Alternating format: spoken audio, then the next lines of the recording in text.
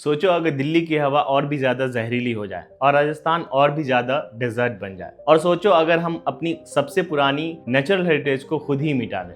कुछ ऐसा ही हो सकता है हिमालय पर्वत से भी पुरानी अरावली हिल्स के साथ। Hi, my name is Shahrukh and you are watching unseen impact. एक ऐसा हिल रेंज जो सिर्फ पहाड़ ही नहीं बल्कि इंडिया की इकोलॉजिकल बैकबोन है। सबसे पहले हम बात करते हैं अरावली हिल्स के हिस्ट्री के बारे में। अरावली हिल्स दुनिया की सबसे पुरानी माउंटेन रेंज में से एक है, जो गुजरात से होकर राजस्थान, हरियाणा और दिल्ली तक जाती है। साइंटिस्ट का मानना है कि ये हिल्स 3 से 4 बिलियन साल पुराना है, जब हिमालय का नाम भी नहीं था। अरावली हिल्स लगभग 670 किलोमीटर में फैली हुई है, जिसमें टोटल 12,081 हिल्स आते हैं और जिसमें बहुत ही important Sariska tiger reserve, Ranthambore national park भी आती है। अरावली के हाईएस्ट पीक का नाम गुरु शिखर है, जिसका ऊंचाई 1722 मीटर है और वो राजस्थान में आता है। अरावली जो वर्ड है वो संस्कृत से आता है, रूट्स आरावली, जिसका मतलब होता है लाइन ऑफ पीक। अब हम जानते हैं अरावली हिल्स के डेफिनेशन को लेकर प्रॉब्लम कब से शुरू हुई।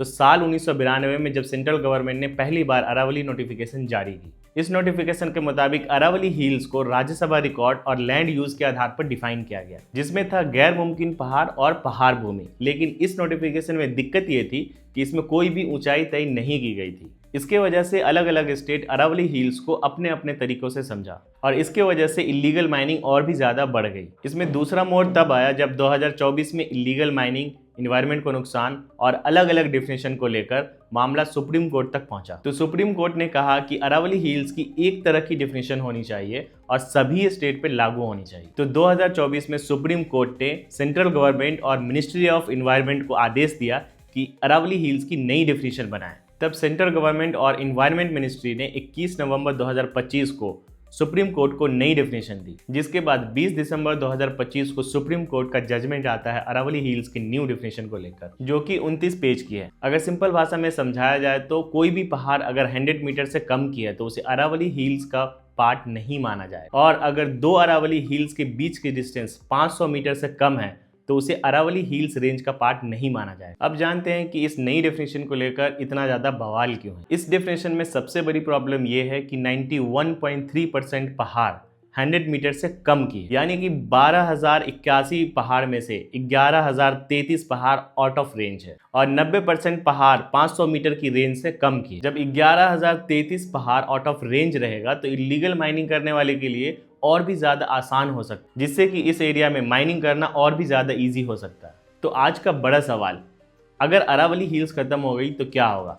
ये कहना क्रिटिसिज्म नहीं बल्कि कंसर्न है। अगर अरावली हिल्स खत्म हुई तो उस एरिया में इकोलॉजिकल इम्बैलेंस हो सकता है, थार डेजर्टिफिकेशन हो सकता है, यानी द ग्रेट इंडियन डेजर्ट का एक्सपेंशन हो सकता है, जिसके कारण उस एरिया में high temperature, severe air pollution, water crisis and erratic rains जैसी प्रॉब्लम आ सकती है। और दूसरी सबसे बड़ी प्रॉब्लम हो सकती है वाइल्ड लाइफ की। वहाँ हजारों सालों से रह रहे पशु पक्षी पर बुरा असर पड़ सकता है। पॉइंट नंबर 1, एनिमल का हैबिटेट खत्म हो सकता है।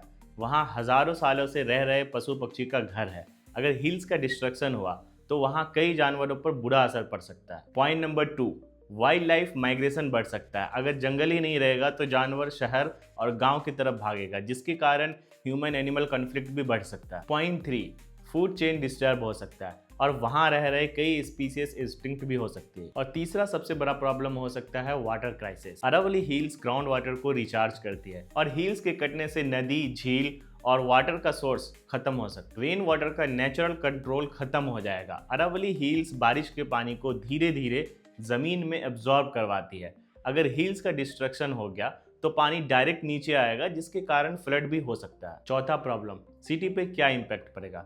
दिल्ली, गुड़गांव, नोएडा इंडिया की सबसे पॉल्यूटेड सिटी में से एक बन सकती है। अरावली हिल्स एक नेचुरल बैरियर का काम करती है, जो राजस्थान के डिजर्ट डस्ट को रोक कर रखती है। हिल्स के कटने से रेत और धूल सीधा दिल्ली एनसीआर में इंटर करेगी, न कि हिल्स के कटने से दिल्ली एनसीआर का पॉल्यूशन दिल्ली से बाहर चला जाएगा, जैसा कि आपने कई न्यूज एंकर को कहते हुए सुना है। पेड़ पौधा CO2 और पॉल्यूटेंट एब्जॉर्ब करता है। अगर जंगल ही नहीं रहा तो PM 2.5 एंड PM 10 जैसे हार्मफुल पार्टिकल बढ़ जाएंगे। और दिल्ली ऑलरेडी इंडिया की सबसे पॉल्यूटेड सिटी में से एक है। अगर पेड़ पौधा कट गया और हिल्स कट गए तो दिल्ली, गुड़गांव और नोएडा जैसे शहर रहने लायक नहीं बचे। अब जानते हैं कि सरकार का क्या कहना है इस विवाद को लेकर।